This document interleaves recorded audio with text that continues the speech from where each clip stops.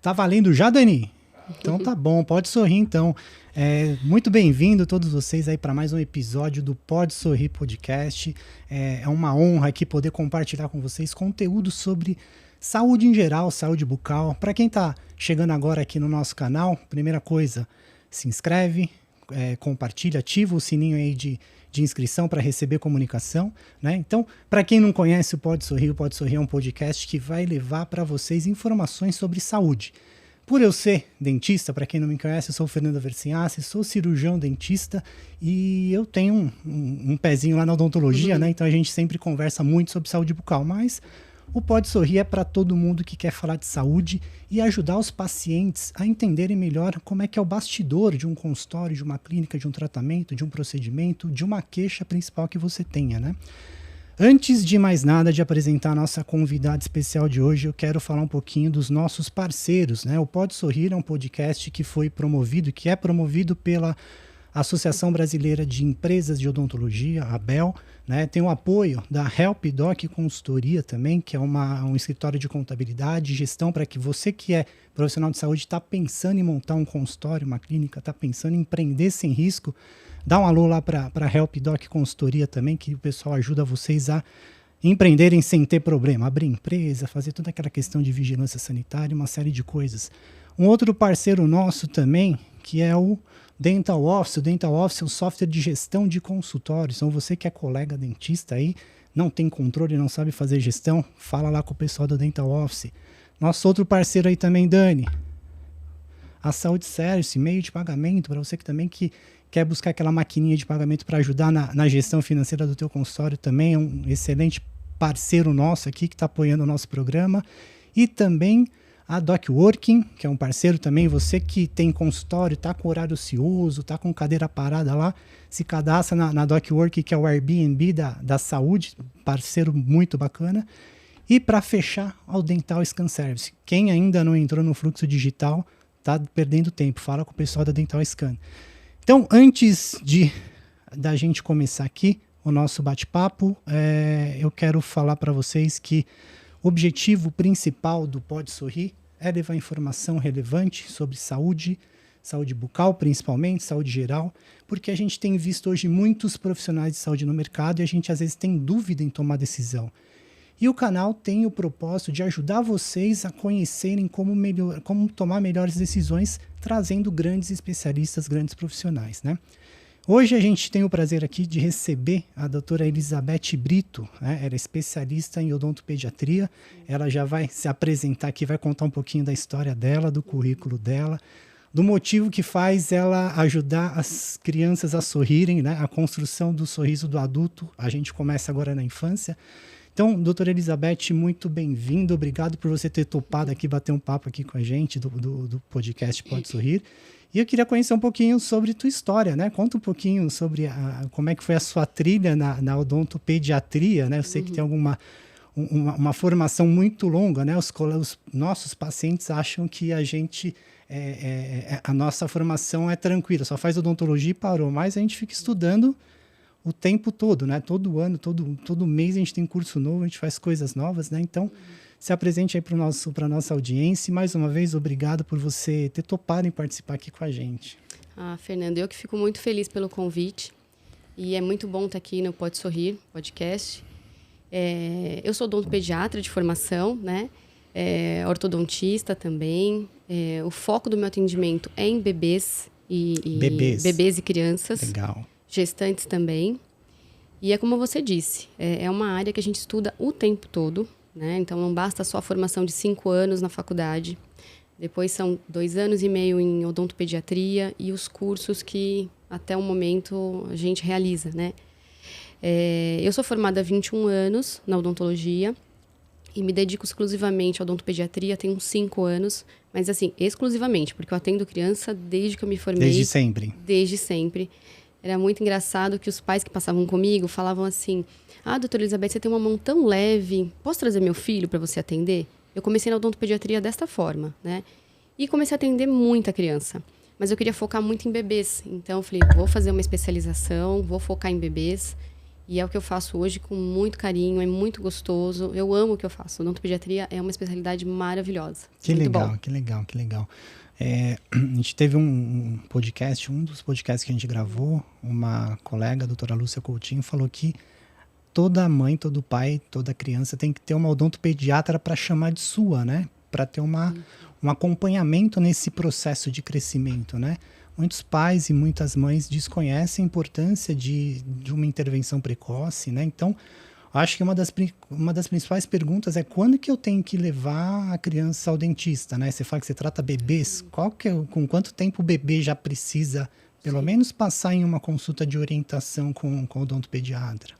Sim, Fernando, isso é uma questão, todos perguntam, né? Tem pais assim novos que falam, eu nunca ouvi falar que tinha uma odontopediatra, uma dentista especialista em criança, é muito engraçado. E o bebê, na verdade, ele deve ir à consulta, a primeira consulta do bebê, assim que nascer o primeiro dentinho, é imprescindível que isso aconteça, né? Porque é muito melhor ter orientação sobre os cuidados com o bebê, se tem que escovar o dente com pasta de dente, escova, se é com dedeira, se não tem que fazer nada, como é que é feito essa higiene no bebê, ele vai chorar, vai ter um trauma no bebê, então assim, quanto mais cedo começar essa orientação aos pais, melhor. Então, a gente fala que a primeira consulta é nascer o primeiro dentinho, vem ao consultório. E esse primeiro dentinho pode nascer com 3 meses de vida, quando ele está só no aleitamento materno ainda, como pode nascer o primeiro dentinho com 6 meses. As orientações são diferentes para cada fase desse bebê. Então, tem muito que orientar os pais. É uma consulta muito legal, maravilhosa, tem muitas informações importantes que os pais, quando passam, ficam assim muito felizes de terem essa oportunidade de ter todo esse conhecimento antes, porque não adianta, né, Fernando, ter, às vezes, criança com 2, 3 anos, nunca passou num dentista e já está com hábitos, às vezes, ruins, né, muito açúcar, muito bolinho, muito docinho, e é muito comum os pais falarem, doutora, eu não consigo escovar, e não deixa. Mas se esse hábito iniciar de bebê, vai fazer parte do dia a dia dele. Então, é como tomar banho, como trocar fralda. É um hábito, né? Na verdade, escovar o dente é um hábito. Em média, né? os pais procuram com quanto tempo, assim, aqueles poucos que não tem tanta orientação, eles vão já quando tá com a dentição toda completa, não é? Em média, com 5, 6 anos. 5, 6 anos? 5, 6 anos. Quando tá começando a trocar os dentes de leite pelo permanente, e aí surgem algumas dúvidas, ou a criança tá com dor. Os pais que não têm orientação aparecem no consultório nesta fase que a gente considera um pouco tarde, né? Porque tem muito o que falar do dente de leite. Sim. Mas a nova geração de pais aí, a internet ajuda muito, um tipo de programa como esse ajuda muito nessa divulgação, né, Fernando? Que não, tem que, mesmo que o bebê não tenha dente nenhum, essa primeira consulta, 80% dela é conversando com os pais, é mostrando como é formado o dente de leite, como é que tem que escovar, dá todas as orientações, né? E o bebê a gente avalia por último, é uma consulta muito tranquila, muito boa de se fazer com bebês, né? É muito comum hoje, eu tenho visto as cirurgias de freio em bebês, né? Conta um pouquinho como é que a mãe reconhece a necessidade, o pediatra, o médico pediatra, ele participa desse processo de orientação? Bem importante o que você falou, Fernando. Na verdade, a gente como odontopediatra, como eu falei, a gente atende também gestante, né? Então, eu falo que um pré-natal odontológico, que é feito no último trimestre da gestação, é justamente para conversar com a mãe sobre várias coisas, inclusive sobre a amamentação, sobre algumas questões que o bebê pode nascer na cavidade oral, né? Porque é muito melhor você já saber como as coisas vão acontecer do que deixar acontecer um problema, ainda mais com o bebê. Uma mãe que acabou de ter um bebê que está amamentando com dor, né? Então, na consulta de pré-natal odontológico com a gestante, a gente fala sobre o teste da linguinha, que desde 2014 tem uma lei aqui em São Paulo, né? No Brasil, na verdade. Em qualquer hospital, seja público ou particular. E como é que é esse teste da linguinha? É feito geralmente por fonoaudióloga por fono dentro da maternidade, né? Já sai na alta da maternidade. Não tem o teste da orelhinha, do pezinho. Tem também o teste da linguinha. Isso é tão importante que eu tenho pacientes que já fizeram pré-natal odontológico comigo. E por eu contar para ela, olha, tem o teste da linguinha, preste atenção pelo número, se a médica ou a fono falar que, olha, tem alguma alteração, você já tem que ter um odontopediatra para chamar de seu. Porque é muito ruim estar com um bebezinho com dificuldades na amamentação e você não saber para onde você vai, né? Então, a gente já explica como é que esse teste que é feito na maternidade. Geralmente, a maternidade encaminha para o odontopediatra, né? Hoje, desculpa a minha ignorância, 100% dos hospitais fazem esse teste da linguinha. É obrigatório. SUS também? SUS também, é obrigatório. Legal. É obrigatório. Na verdade, tudo começa pelo SUS, né? Uhum. E depois segue um modelo para os hospitais particulares. Legal. Então, na primeira consulta, por exemplo, quando a mãe vem com queixas da amamentação, que também a gente recebe muito, eu peço a alta da maternidade. Eu quero saber quando é que foi o teste, né? Deu alterado, né? E aí a gente vai fazer o teste também, a gente repete esse teste. O odontopediatra está apto a isso, principalmente os odontopediatras que fazem curso de aleitamento materno, né? Eu estou finalizando uma especialização em aleitamento materno e neonatologia. E a gente refaz o teste, avalia a cavidade anatômica, vê como é que está esse freio, encaminha para a fono, porque a fono é de extrema importância, e depois fecha um diagnóstico junto com o pediatra, com a fono e a odontopediatra. Porque eu não sei se você sabe, Fernando, na verdade, essas cirurgias, ela é feita hoje praticamente por odontopediatra. Legal. Então, é muito importante que essa mãe, você imagina na gestação, já conhecer uma odontopediatra, já saber desse teste da linguinha, né? Já vai para a maternidade com todas as informações necessárias antes do bebezinho estar ali chorando e ela, né, a mãe super aflita por não saber o que fazer, porque é muito chato quando você tem assim um diagnóstico. Seu filho tem um freio alterado, um freio curto e tem que fazer cirurgia. É uma bomba para a mãe, quais são né? as implicações de não fazer um procedimento assim preventivo? Caso identificado a necessidade, né, do bebezinho, qual que é o pior cenário? Para onde evolui isso? Primeiro, um desmame precoce, né? Porque o bebê, quando tem uma língua, um freio alterado, ele não consegue mamar efetivamente, né? Então, ou se consegue, é muito difícil para ele, para a mãe, é muito desgastante tudo isso. E muitas vezes a mãe tende a desmamar, né? Ela tende a falar, eu não vou conseguir, tá doendo, não vou conseguir. Mas pensando a longo prazo, tem a ver com crescimento facial também, né? Porque a língua, ele exerce tem a ver com a respiração, com o crescimento facial. Ela precisa estar na posição correta, fazendo as suas funções corretamente, né? Então, isso a longo prazo também vai atrapalhar. Então, na dentição, na mastigação. A gente recebe crianças, às vezes, Fernando, que passa pela amamentação numa boa, mesmo com freio alterado. Tem crianças que dão o seu jeito, né? Precisa sobreviver. A natureza ajuda, né? Precisa sobreviver. Mas aí chega na introdução alimentar, aí começa com engasgos, não aceita alimentos. A gente tem muitas crianças hoje com diagnósticos de intolerâncias, de assim, meu filho não consegue comer coisas mais duras, só coisas pastosas. Isso é muito ruim para a diversidade de alimentos que tem, para o crescimento facial, né? Então, quanto mais cedo tiver o diagnóstico que essa língua está alterada, melhor. Lá no consultório, o que a gente faz? A língua está alterada, o resultado realmente deu alterado. Ok, eu vou mandar para a fonoaudióloga para fazer a avaliação das funções, porque eu faço avaliação anatômica e ela vai fazer das funções. E entro em contato com o pediatra também, porque eu quero saber como é que foi esse parto, essa criança teve alguma internação, como é que está o peso, como é que está tudo, como é que está essa família, além de eu conhecer o núcleo familiar, que também é importante, né? Sem dúvida. Depois de tudo isso, se realmente está tudo ali apontando para uma cirurgia do freio, a gente marca uma consulta, já explica como funciona. Lá no consultório a gente faz com laser cirúrgico hoje, Que né? legal. Que é muito bom, tem suas vantagens. E o paciente, junto com a fono, ele vai fazer depois também da cirurgia, porque não é só a cirurgia, né? A cirurgia ela é o início da resolução desse problema. Mas depois, com a fono, vai fazer todo um tratamento para que ela consiga manter o aleitamento materno, que não sei se você sabe, Fernando, mas é até 2 anos de idade, é o que a sociedade indica, né? De pediatria. E geralmente é muito tranquilo essa cirurgia, né? Quanto mais novinho fizer, melhor. A gente recebe bebês mais velhos, mais difícil. Então, mães, fiquem de olho. O mais novinho que você fez um procedimento, quanto tempo tinha? 5 dias. 5 dias? Poxa vida. 5 dias. Poxa vida. Porque era aquele freio assim que você fala, como que ele tá conseguindo mamar? Não tem como. Minha mãe sofrendo muito, né? Então, assim, a amamentação não pode ter dor. Ela tem que ser bem gostosa, tranquila, né? E a amamentação é uma fase de adaptação da mãe com o bebê, isso a gente entende. Às vezes acontecem algumas dores. Também, gente, não vai pensar que toda dor é do freio, tá? Tem isso, viu, Fernando? Nem toda dor vem do freio. Mas é importante buscar o odontopediatra, que está muito apta a fazer essa avaliação, junto com o fonoaudiólogo e o pediatra. Eu acho que é multiprofissional isso. Não, a importância de ter todos esses parceiros, né? A fono, o médico, acho que faz total diferença nessa identificação da necessidade no tratamento, né? Sim, com certeza.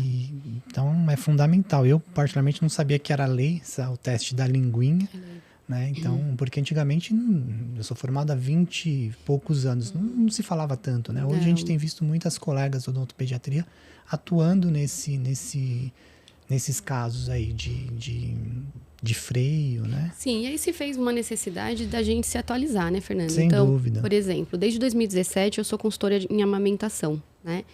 E agora tem especialização, estou finalizando essa especialização em aleitamento materno e faz toda a diferença. Nessa especialização, por exemplo, a gente atende pacientes que acabaram de parir. É muito diferente daquilo que a gente recebe no consultório.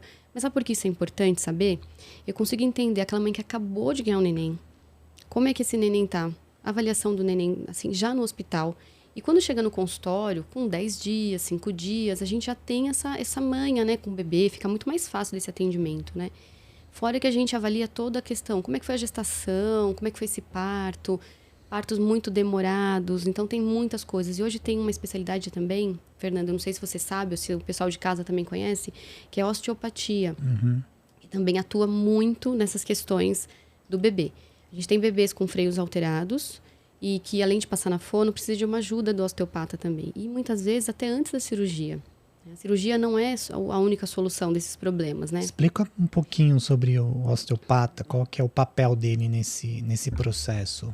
O osteopata, independente de ser o freio alterado ou não, tá? Sim. Porque se a gente parar para pensar, o bebê às vezes fica muitas vezes na gestação, né? Numa mesma posição. Então é muito comum na minha entrevista com a família perguntar: seu bebê ficou muito tempo na mesma posição? E às vezes eles reportam pra gente: olha, doutora, realmente, os últimos 3 meses, do lado esquerdo, com a mãozinha assim, não sei o quê. A gente logo imagina, Fernando, que alguma alteração muscular vai ter. Né? Então, pensando no bebê como um todo, na verdade, né? Claro. Então, a gente consegue, às vezes, avaliar pequenas assimetrias faciais, assim, e já encaminhar para o osteopata, porque ele vai avaliar como é que está a questão muscular, se essa criança tem alguma tensão muscular do próprio parto, da própria gestação, porque tudo isso envolve amamentação, respiração, né? Então, ele vai avaliar também se tem alguma assimetria facial, o crânio como é que tá, porque às vezes fica de um lado mais afundadinho do que o outro. Então, ele consegue fazer liberações nessas regiões e ajudar esse bebê e essa mãe de uma forma, assim, incrível. Muitas vezes até antes da cirurgia. Que legal. É muito importante. Então, é bom. A gente, odontopediatra, precisa ter mesmo esse tem que pessoal... Tem que ter uma equipe toda, né? O pessoal acha que é só ir a dentista, né? Que vai fazer um procedimento simples, mas envolve um grupo aí de especialistas que vão observar vários pontos, né? E sabe de uma coisa importante, Fernanda? Tem muitas mães que ligam lá, eu entendo, né? Eu sou mãe, tenho 3 meninos, então entendo muito bem de amamentação, como essa angústia no começo, né? E elas ligam assim desesperadas. Ai, doutor, eu quero... Porque também tem que ter cuidado, né? Porque, né, teste da linguinha tem que fazer, ok, mas temos que ter cuidado de não fazer cirurgia à toa também, né?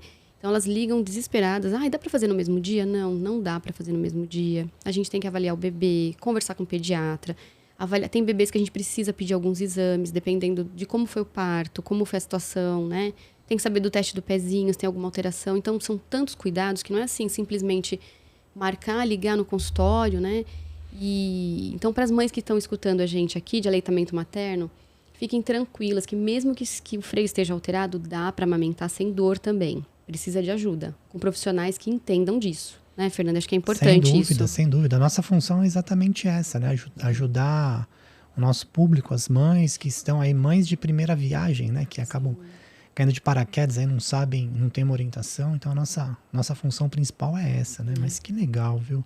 E aí vem o processo dos dentes de leite, né? Sim. Eu ainda não sei hoje como é que tem qual que é essa percepção dos pais, né? Que fala, o dente de leite vai trocar, então não tem um cuidado muito grande com eles, né? Qual que é a tua orientação? O que você passa para os seus pacientes? Como é que esse processo, como você conduz esse processo do início do nascimento dos dentes de leite, da manutenção dos dentes de leite, depois vai entrar numa fase de troca, né?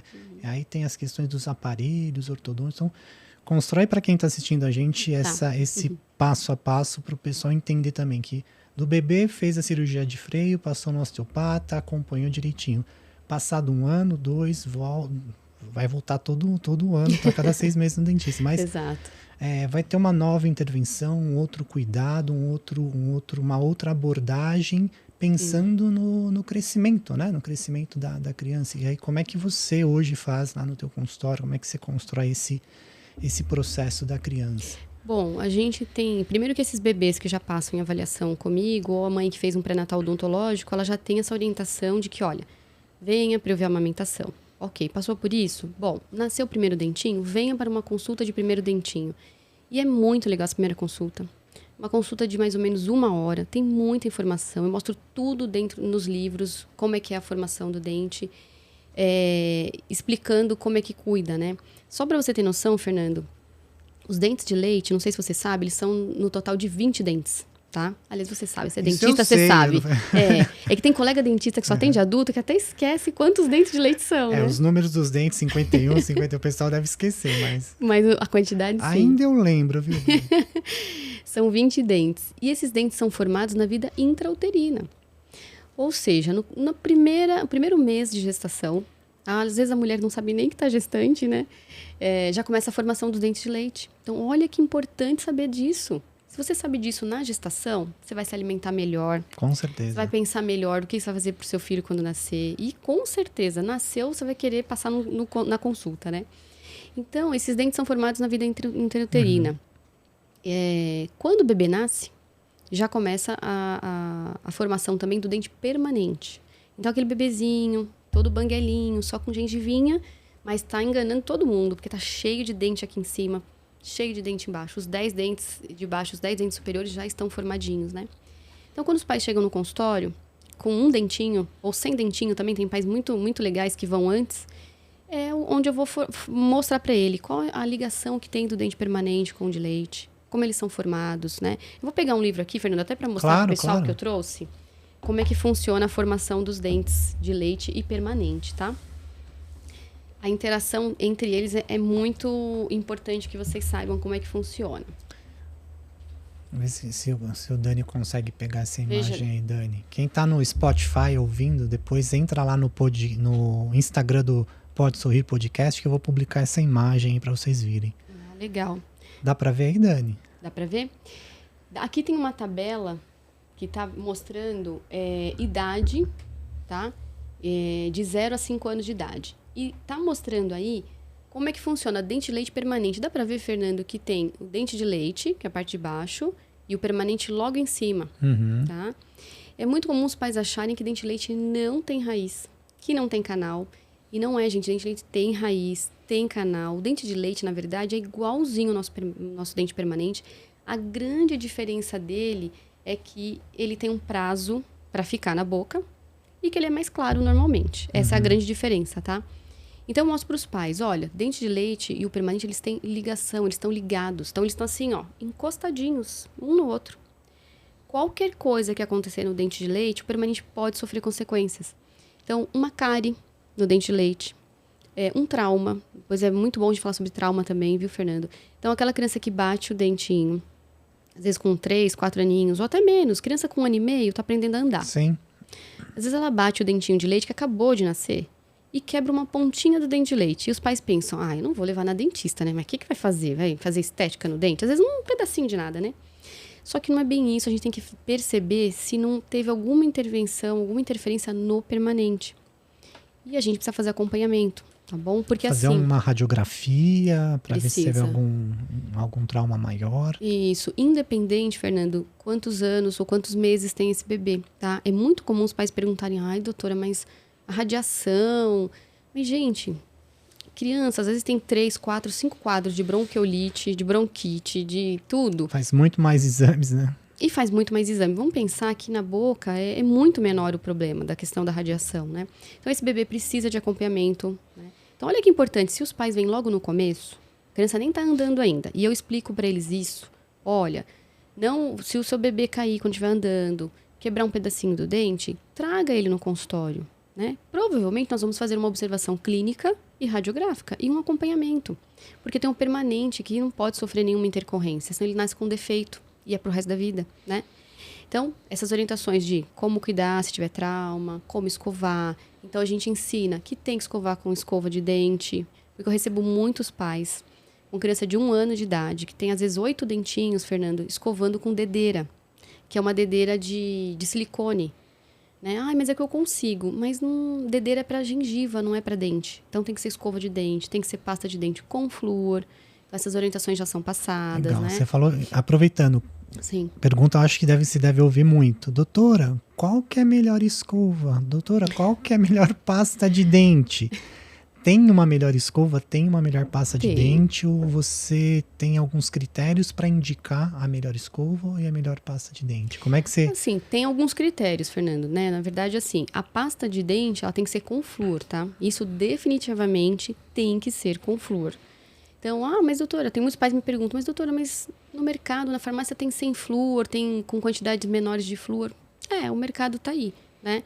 Assim como muitas medicações são vendidas, né, sem ter muito... Que era meio que praxe, a gente na faculdade falava que, tem que, pasta de dente tem que ser sem flúor, mas na época, pelo menos na época que eu clinicava bastante, o acesso à pasta de dente sem flúor era restrito, além do custo era bem maior o preço, né? Continua o preço muito mais alto sem flúor do que com flúor, tá? Sim. Por incrível que pareça. E tem uma quantidade mínima, Fernando, que no rótulo da pasta... Eu vou pegar aqui um kit que eu trouxe para mostrar para vocês. Um kit de escovas de dente? Que assim... Acho que tem bastante opção aqui. Vamos ver se eu vou confundir vocês ou se vou ajudar. É um arsenal de escovas. Olha isso, Fernando. Caramba, tá pegando aí, Dani? Tem bastante coisa aqui, né? Que legal, que legal. Então, aqui na consulta, eu vou mostrar para os pais o que é melhor, né? Então, por exemplo, pegar uma dedeira aqui, para vocês verem que essa dedeira aqui não é indicada. Ó, dá para ver? Essa dedeira aqui, ela é de silicone. Ela é para fazer massagem, tá? Na gengiva do bebê e não para escovar dente, tá? Eu comparo, você vai achar engraçado. Escovação igual lavar louça. Por quê? Os pais, eu falo assim, gente, adianta ter uma esponja que você já usou muito, que tá toda desgarçada, né? E não usar detergente, por exemplo. Você vai ter um trabalhão para lavar essa louça. Escovar o dente é a mesma coisa. Sim. Então, de silicone não dá. Uma escova de dente que tiver muito, que a criança dá morde, né? Silicone é para aquele bebezinho que ainda tá naquele, não erupcionou os dentes, para massagear, para dar um conforto para porque incomoda, né? Isso, é para alívio de coceira na gengiva, só, tá? Legal. Escova, gente, quando tem o primeiro dentinho, essa escovinha aqui, não importa a marca, mas assim, o que é mais legal de ver? O tamanho das cerdas, tá?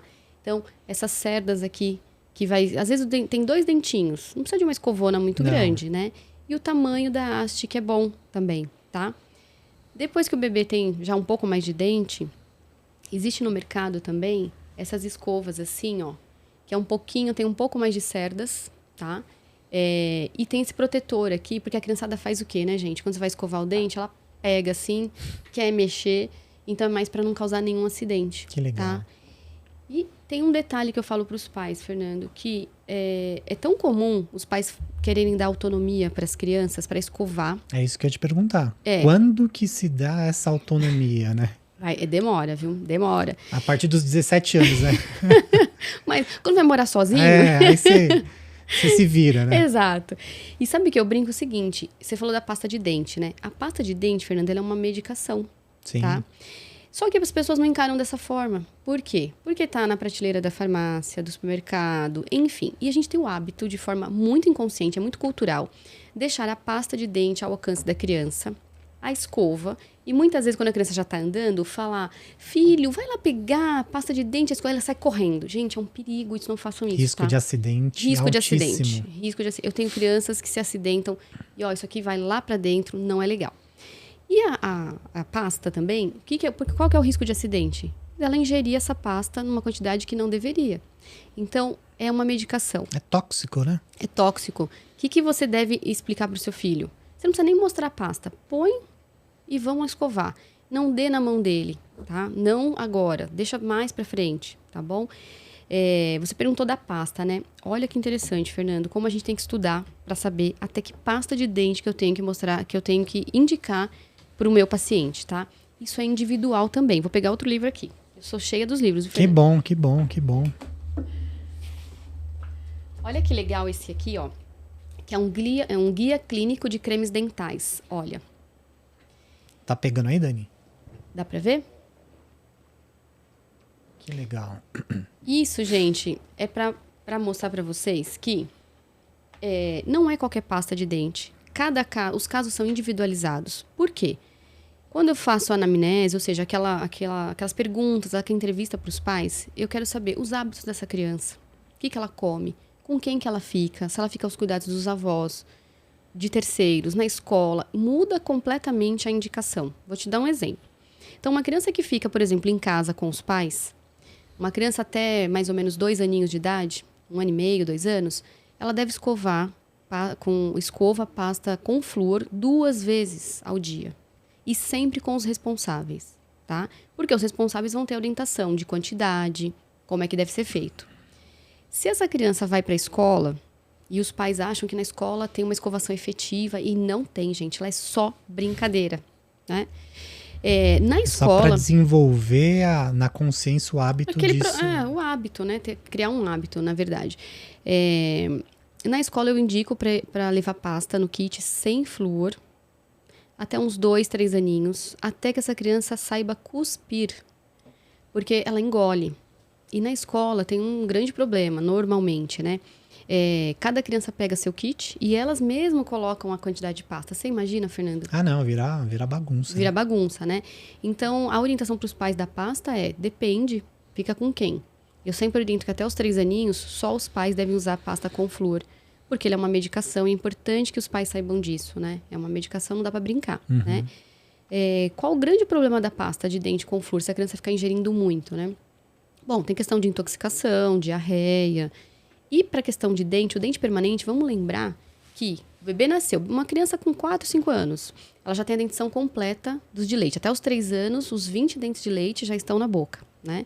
E os permanentes também, eles estão aqui em cima. Então, a gente está vendo só os de leite, mas aqui em cima os permanentes.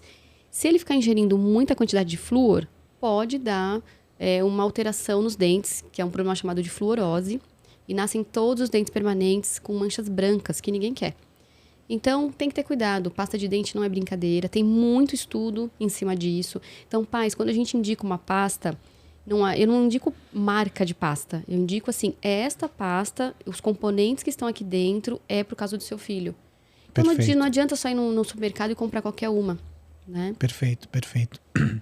E você tem recebido muito paciente com manchas brancas no consultório? Olha, até que diminuiu, porque o acesso à informação aumentou. Era muito comum, tinha muito paciente com muito dente com fluorose, né? Era muito comum. Os pais, tem uns ainda que questionam a questão de usar pasta com flúor ou sem flúor. Eu sempre deixo à vontade. Eu aconselho, na verdade, né? Claro, não é uma obrigação. Claro. A gente fala, olha, os estudos estão aí. Existem muitos estudos embasados, assim, né? Muitos. E que vai proteger. Hoje, a gente sabe que a gente tem... Na água, a gente tem flúor, né? Antigamente não tinha. Eu acho que você deve ser da época que usava flúor na escola também. Sim, porque eu usei. Sim, eu também. Não tinha água, né, Fernando? Mas hoje foi tudo muito pensado na pasta. Então, assim, se a gente está indicando, vai que vai dar certo. Vai na doutora Elizabeth que dá certo. Vai dar certo. Muito legal. Eu desconheci esse guia clínico de creme dental, sinceramente. Eu achei importante quem está acompanhando aqui, quem está assistindo, perguntar para o teu odontopediatra. Os pacientes da doutora Elizabeth são bem orientados, que estão acompanhando o nosso bate-papo aí. A importância, né, da escolha da escova, a escolha do creme dental, né? Porque a função da doutora Elizabeth é orientar, é cuidar, mas a mais importante é da mamãe e do papai que está em casa e manter aquilo lá preservado, né? Porque a gente teve uma redução aí grande na incidência de cárie, né? Por conta da fluoridação de água, de maior informação de rede social, de mais profissionais falando do assunto, né? Então, acho que é importante isso daí, né? Uma pergunta também, Elizabeth, até se você puder compartilhar aqui com a gente, é a questão de chupeta. Chupeta. É o grande vilão do consultório. Eu tenho as meninas do nosso grupo lá de mentoria, elas criaram um grupo da chupeta, né? Então, muito legal. Para ajudar a mamãe e o papai a como tirar a chupeta dessa criança, em que momento usar, que dica que você pode dar para o pessoal que está acompanhando a gente Se puder não dar chupeta, se tem que dar chupeta, como é que você vai escolher a chupeta, como é que você vai trabalhar a retirar a chupeta dessa criança, né? Sim. Na verdade, Fernando, já está de uma forma cultural, a chupeta faz parte do enxoval da mãe, né? Chupeta e mamadeira. Eu não condeno, a gente sempre orienta, como eu disse, a gente aconselha, né? Bom, deu a chupeta, sabe lá o motivo. Quando chega no meu consultório, então se chegar com 1 ano de idade, eu já vou orientar os pais, olha, vamos tirando essa chupeta aos poucos, porque a remoção da chupeta, Fernando, é bem difícil, né? Traumática às vezes, né? Traumático, emocionalmente é muito traumático. E eu falo para os pais, dou os motivos, né? A primeira grande perda do ser humano, acho que é a chupeta. Né? É verdade, a chupeta. É um assunto complicado. É muito engraçado que tem pais que não contam que usa chupeta, né? Não quer falar pra gente. Eu falo, não, vamos lá. E a gente consegue ver, sabia, Fernando? Nas minhas consultas, eu fotografo os bebês. Eu faço filmagem intraoral dos bebês. E a chupeta, por incrível que pareça, ela já consegue mudar a forma da boquinha do bebê. E quando eu mostro as fotos para os pais, eu falo, caramba, mudou mesmo. Então, assim, para os pais entenderem por que a chupeta não, né? Ela atrapalha na respiração. Ela atrapalha na respiração. Ela atrapalha no crescimento facial. Eu vou dar um exemplo aqui, tá, Fernando? Aqui, ó, é o céu da boca. E aqui tá a língua, né? Língua sem chupeta, ela faz todo o movimento que precisa na hora de engolir, na hora de respirar, na hora de mastigar. Com essa chupeta no meio aqui, fica uma interface, fica no meio alguma coisa aqui, fica fazendo essa língua ficar baixa. E a língua baixa é igual músculo, a língua é um músculo. Ela fica hipotônica, que a gente fala, ou seja, fica flácida, né? E às vezes a criança fica com a boquinha aberta, respira de boquinha aberta, dorme de boca aberta, ronca. É uma das perguntas que eu faço no consultório. Seu filho ronca? Seu filho fica de boca aberta? Baba muito? Às vezes tudo por causa da chupeta. E crianças, Fernando, que têm questões respiratórias, como rinite, sinusite, a chupeta é um fator, assim, desencadeante. Por quê? Ela fica com a boquinha aberta o tempo todo, então o ar não entra pelo nariz por onde deveria, entra pela boca. Então a chance de ter essas recidivas de questões respiratórias aumenta. Então eu falo, das questões para melhorar isso daí tira essa chupeta, né? Então eu já começo a dar esses motivos para os pais. Fora que depois a criança vem com 2, 3 aninhos, que já está com 3 anos, né? Uma das consultas com os dentes todos na boca, a gente já consegue ver que os dentes não se tocam, eles ficam abertos, a gente chama de mordida aberta, né? Os dentes não se tocam. Então a criança, quando vai falar, ela põe essa língua ali no meio. Quando ela vai engolir, ela põe essa língua lá no meio. E aí, gente, vai gastar com fono depois, com tratamento de aparelho. Eu brinco que assim, a gente, dentista, na verdade, está protegendo, falando que não é para usar, né? E agora, se está usando, a gente fala, vamos usar de forma, assim, o mínimo possível. Então, naquele momento, assim, de muito choro, muito sono, adormeceu, tira a chupeta, já é o início da remoção dessa chupeta, né? E não deixar a criança passear com chupeta. Quando for falar, pede para a criança tirar a chupeta. Fala, não estou entendendo, né? Cria esse hábito, porque a remoção é bem difícil, viu, Fernando? Uma das dicas que eu dou lá no consultório para remoção da chupeta se vocês vão tirar férias, é o momento. Por quê? Vocês vão ficar umas 3 noites sem dormir, 4 noites sem dormir, mas vocês estão de férias, vocês estão num lugar diferente, vocês vão poder se doar para o seu filho o tempo inteiro, porque como você falou, Fernando, é uma questão emocional, né? E cada criança tem mesmo essa percepção. Tem umas que precisam da sucção muito mais do que as outras. Até na psicologia, realmente não é brincadeira, mas Freud explica isso mesmo. Uns têm muita necessidade de sucção e outros não. E você sabe que esses hábitos tirados de forma errada, Fernando, pode depois levar mais para frente hábitos ruins, como compulsão alimentar. Então não é brincadeira. O jeito de remover essa chupeta, às vezes, requer psicóloga, porque a gente, odontopediatra, vai até um certo limite. Claro. Normalmente eu peço ajuda da psicóloga, ajuda da fonoaudióloga, né? E a dica que eu dou para os pais guarda essa chupeta, joga fora e dedique-se o tempo integral ao seu filho nesses primeiros dias que ele vai precisar, né? Na hora de dormir vai precisar de você. Eu só não sou muito a favor daquela coisa, olha, colocar bichinho, colocar sujeirinha na chupeta, colocar pimenta. Eu não sou a favor disso. E assim, vamos combinar que nós adultos... Colocar pimenta é sacanagem, hein? Coloca tudo.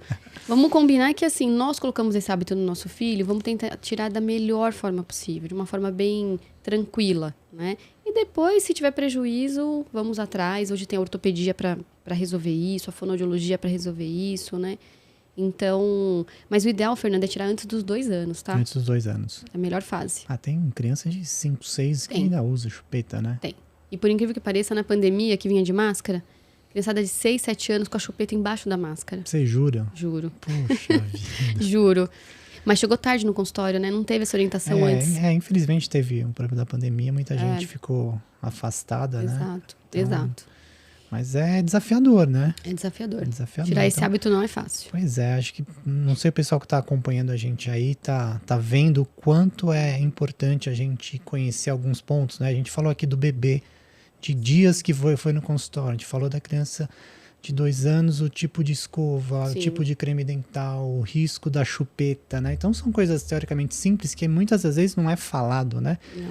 Eu sempre falo, o óbvio também tem que ser falado. E são talvez Sim. às vezes coisas óbvias na questão da escova e da chupeta que muita gente ainda não conhece, E né? esqueci de falar do fio dental, tá? Fio dental, bem lembrado. Olha só, fio dental para bebês, tá? Ó. Que encontra em farmácia, dá para ver daí, esses fio dental de haste que a gente fala, tá? Eu tenho até um vídeo no meu Instagram mostrando no meu filho mais novo, o Léo, que tem 1 ano e 4 meses. E o pessoal fala, mas precisa passar fio dental? Ah, doutora, tá exigindo demais, né? A gente mal consegue escovar, vai passar fio dental? Tem que passar. Porque tem sujeira também, né? Ele come, né? Então, a partir da introdução alimentar, Fernando, tem que passar isso. Esse aqui é muito mais fácil. E tem um detalhe importante. A maior parte dos adolescentes não sabem passar fio dental. Isso começa lá na infância. Por quê? Isso aqui já é uma... Os adultos também Os não adultos sabem, também né? não sabem, né? Isso aqui já é um treino pro bebê, né? Claro, bebê de uns 2 aninhos, ele já vai começar a entender. Se todo dia ele entender que, nossa, eu tenho que passar isso no meu dente, vira hábito. Perfeito. E depois, essa coordenação motora vai estar sendo trabalhada. Ele vai sentir falta disso, né? Você me perguntou até quando que os pais devem fazer uma avaliação, acompanhar a escovação da criança. Eu brinco que até quando ele tiver uma coordenação motora bem específica, bem assim, certinha.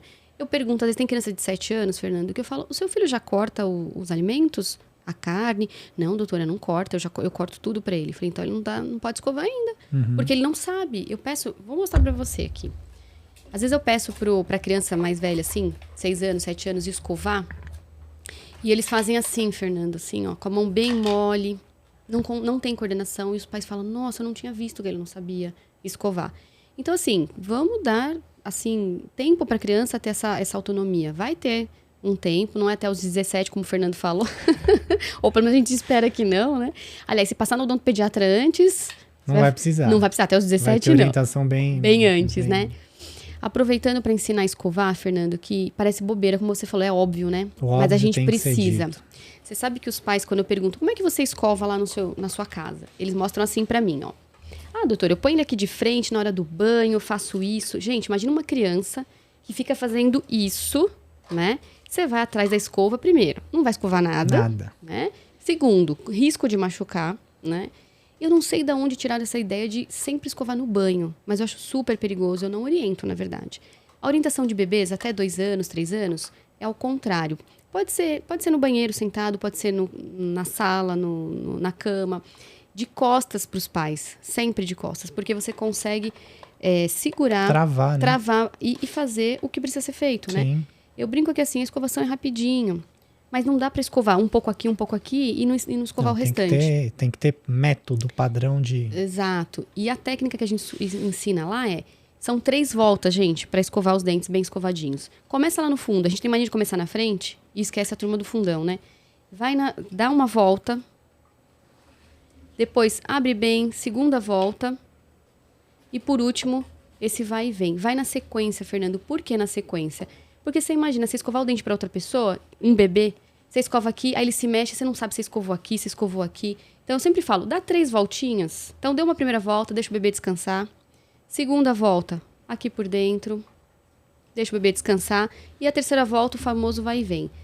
Por quê? Assim você não vai esquecer de escovar em nenhum lugar e fica no automático. E quando você for ensinar para a criança, é bom ensinar... fazer essa sequência mesmo e não escovar aleatoriamente olhando para o celular, para nada, né? Eu acho que se a gente ensinar isso desde pequenininho, fica no automático também, no inconsciente, né? Não, perfeito. E realmente, uma coisa que eu falo, os pais hoje não sabem escovar o dente. Não sabe. E aí a gente tem que ensinar os pais para que eles façam dessa forma para minimizar problema, né? Com certeza. Era muito comum, eu lembro, eu trabalhei alguns anos em UBS, Unidade Básica de Saúde, né? E a gente atendia muita gestante, muita criança.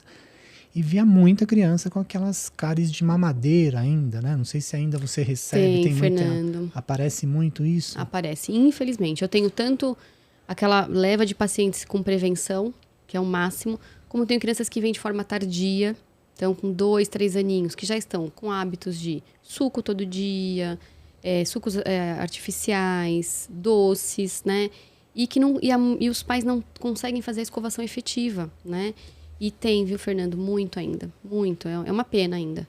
E é uma doença ainda que atinge muito a infância. Ainda mais as crianças que passam, ou que ficam com terceiros, ou que ficam o dia inteiro na escola. Então, a gente ainda tem isso. Por isso que essas informações são importantes. Sim. Né? Inclusive, os pacientes, quando vêm com 6 meses de vida, eu dou uma orientação. A consulta de 1 ano, vou acrescentar outra orientação. Até porque bebês têm que vir a cada 6 meses. Quanto mais vezes ele vier no consultório, mais ele vai se acostumando. Mas tudo vai ser prevenção, vai sair mais barato. É tudo muito melhor para todo mundo. E tem um detalhe, muda às vezes. A criança que eu atendi com 1 ano de idade, se ela só volta com 2, os hábitos alimentares mudaram. Completamente. Então as minhas orientações não são as mesmas de 1 ano atrás. Então não basta uma única consulta e vir só quando tiver, sei lá, 3, 4, 5 anos. Vai estar perdendo informação. E correndo o risco de ter um problema maior, uma implicação de uma condição de saúde bucal que vai ter que ter uma intervenção maior, né? Sim. Hoje a gente sabe que tem muitos procedimentos que precisam ser feitos sobre sedação, anestesia geral em alguns casos, né? Então, você atua também com esse tipo de abordagem também hoje, né? Sim, lá no consultório, assim, a gente sempre tenta o condicionamento, a conquista da confiança da criança, né? Mas a gente sabe que tem crianças que tem muito medo ou imaturidade, por falta de maturidade mesmo, né? Para entender. Imagine, Fernando, fazer um tratamento de canal num bebê de 2 anos. Adulto é terrível. É terrível. Então, assim, às vezes a gente não consegue. Então, lá no consultório, aqueles casos que não foi possível tentar de uma forma tradicional, existe a possibilidade de sedação com óxido nitroso.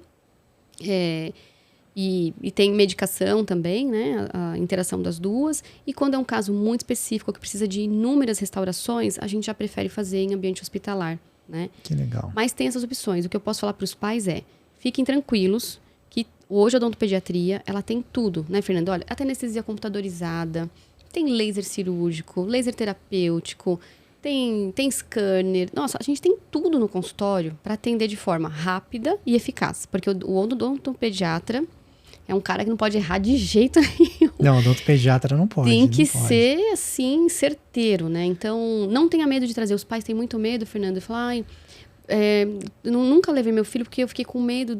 Ele não vai conseguir ficar de boca aberta, ele não vai deixar você... Ele não deixa nem eu escovar, então os pais pecam por isso. Tá errado, gente. Quanto mais cedo vocês forem ao consultório, vocês vão ver que a primeira consulta... a criança fica muito à vontade no consultório, né? Então, abrir a boca é a última parte da consulta. Normalmente, eles falam que querem abrir a boca. Tia, dá uma olhada no meu dente, está limpinho. Pode ficar tranquilo que a gente tem didática para isso. A gente estuda psicologia para isso. Então, fiquem tranquilos que tem todo esse arsenal que você falou. Sedação, tem tudo no consultório. Que legal, que legal. Doutora Elisapede, estamos entrando aqui para uma reta final aí do nosso bate-papo. Muito conteúdo, acho que rico, que vai ajudar as mamães aí de primeira viagem a conhecer um pouquinho da odontopediatria, né? Sim. Eu, como dentista, falo que a odontopediatria hoje é a melhor especialidade que tem dentro do segmento odontológico. Óbvio que dentro da odontologia a gente tem várias especialidades. E a odontopediatria, para mim, é uma das especialidades mais valiosas e mais importantes. Antigamente a gente não tinha nenhum tipo de recurso tecnológico para se fazer um tratamento com eficiência, com uma previsibilidade de resultado, com principalmente conforto para o nosso paciente, né? Hoje a gente entrega conforto, a gente entrega segurança, a gente entrega tecnologia, a gente entrega essa quantidade de livro aqui que você trouxe para falar o quanto você estuda diariamente. para entregar a melhor experiência para o teu paciente, para minimizar o risco do pacientinho ter algum problema maior, né? Então, eu fico muito feliz em poder falar da odontopediatria hoje, né? E hoje eu trabalho muito, eu falo muito sobre empreendedorismo, né? De você montar o teu negócio, você montar o teu consultório, você montar a tua empresa. Eu sei que tem muito colega dentista que está assistindo aqui, ó, muitas odontopediatras que estão acompanhando também esse nosso conteúdo aqui. Obrigado pela audiência, né? E eu queria que você falasse um pouquinho dessa do teu dia a dia como empresária, como empreendedora, né? Você deve ter muitas tarefas porque o pessoal acha que é só a doutora Elizabeth de jaleco, máscara, gorro e luva. Mas você tem que se dedicar a cuidar da tua equipe, da tua estrutura, preparar o ambiente. Como é que hoje você enxerga isso? Como que você faz isso? Como é que você organiza o teu tempo para poder, além de entregar excelência no atendimento do teu paciente, também tocar uma empresa, tocar um negócio, né? Que é extremamente desafiador, né? É bem isso, Fernando. Odontopediatria... Desculpa, é mãe ainda, tem que cuidar dos filhos, né? 3, tá? 3, pois é. 3 meninos que dão trabalho, viu? Imagina. Mas é bem isso que você falou. Bom, na verdade, o consultório é uma empresa, né? Sim. Então, enquanto a gente não encara isso, não dá para ficar, como você falou, só nessa parte de atendimento. Né? Precisa mesmo. E a odontopediatria, ela vai mais além do que isso, porque a gente não trata só o paciente, a gente trata o núcleo familiar. Perfeito. E para isso eu preciso entender o que esse pai e essa mãe quer, essa criança, como ela vai se comportar, quantas consultas eu preciso. Então, assim, precisa estudar sobre gestão, precisa estudar, fazer cursos sobre empreendedorismo na odontopediatria, para que você possa entregar o melhor para o seu paciente, mas que para você tenha o seu... receba aquilo que você está investindo, que é seu tempo, que é o seu consultório. Lá no consultório, qualquer consultório que quiser estar à frente, precisa estar inovando o tempo inteiro. Perfeito. O tempo todo. Senão vai ficar para trás, né? Às vezes um paciente fala, mas eu gostei do outro consultório porque tem tal equipamento. Então, precisa estar em congresso, precisa comprar equipamento novo. E como é que a gente compra equipamento, Fernando? Se eu não souber, se eu tenho dinheiro na conta. Perfeito. Não vou pedir pro marido, né? Tem que ser do meu consultório. É isso aí. A gente não pode misturar as contas também, só aprendi. Perfeito. Não posso misturar. Então, minha pessoa jurídica é uma, pessoa física é outra.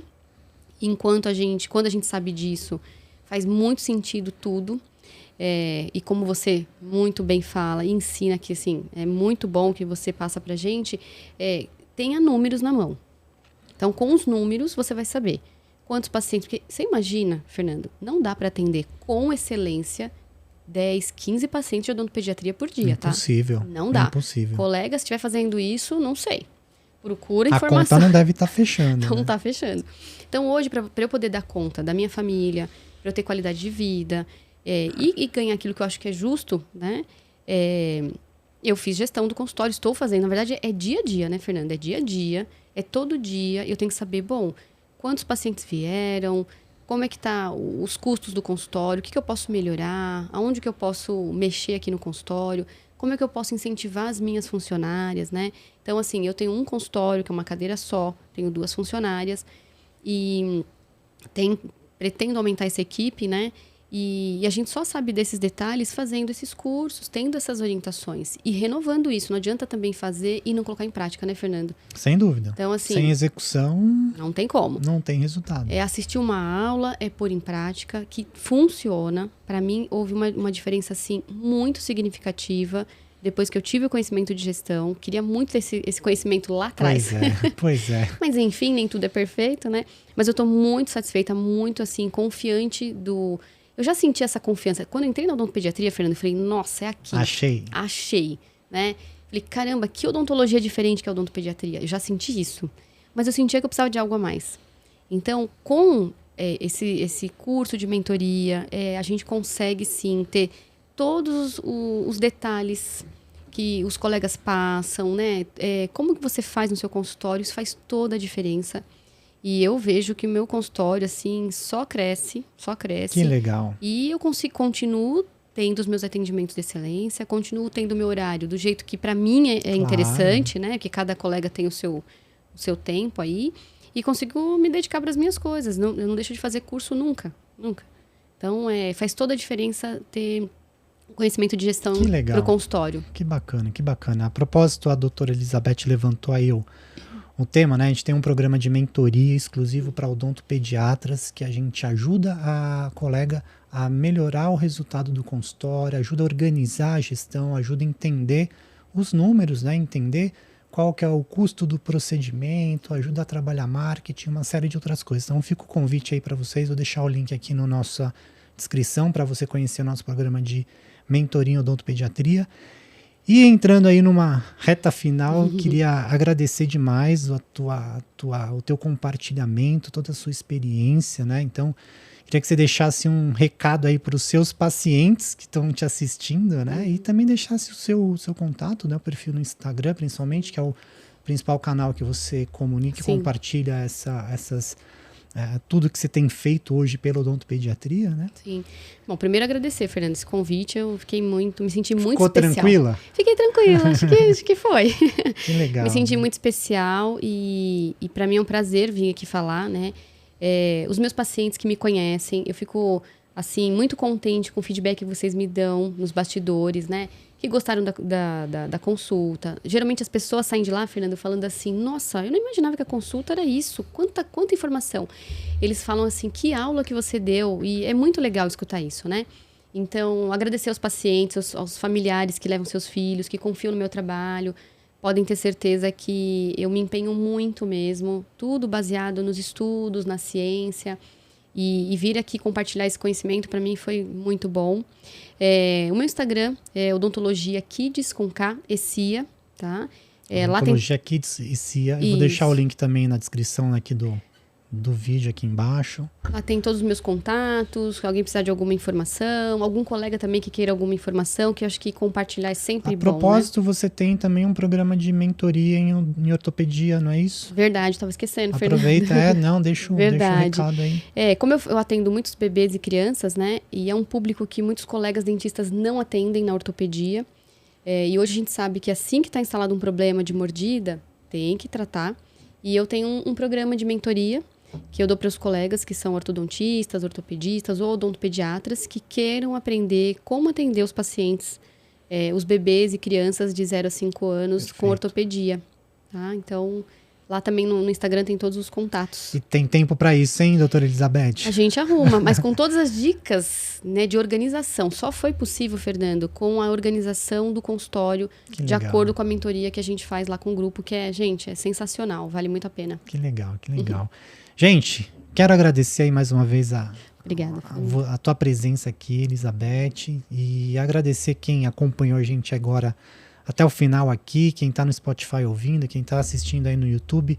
Aproveitar, curte aí o nosso bate-papo, compartilha com aquela mãe que você conhece, que precisa ouvir, precisa conhecer um pouquinho sobre esse tema. Foi um bate-papo teoricamente rápido, mas a gente quis abordar pontos que são, como eu sempre falo, óbvios, né? Que a gente às vezes desconhece. Então acredito que tudo que a doutora Elizabeth trouxe aqui para vocês, alguma coisa vai ajudar vocês terem, tomar a melhor decisão, escolher o melhor profissional. Vocês viram, a doutora falou que ela trabalha com outros vários profissionais, não é só o dentista que faz parte desse processo, né? Então, quero agradecer a todo mundo aí que acompanhou o Pode Sorrir Podcast e em breve mais episódios, mais conteúdo para entregar muita informação para vocês. E curta aí, compartilha, replica, quem está no Spotify também. E valeu, Dani, obrigado aí, cara, até mais. Tchau, tchau.